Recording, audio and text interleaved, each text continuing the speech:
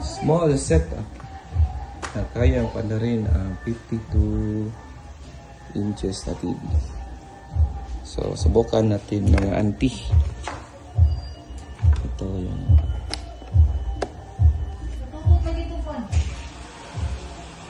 ito to.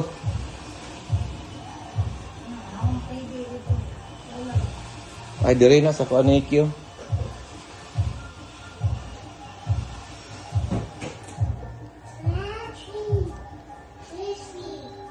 Alright, under ang TV.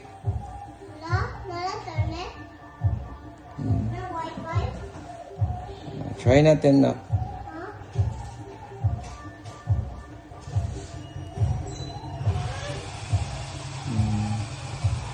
Working mga auntie ha. Walay himasa na yung TV. Abog kayo doon. 52 inches yan mga auntie. So, pwede ka pa mag-saksak dito ng charger, inverter, mga breaker. 50 EH na battery. And solar panel na 100 EH.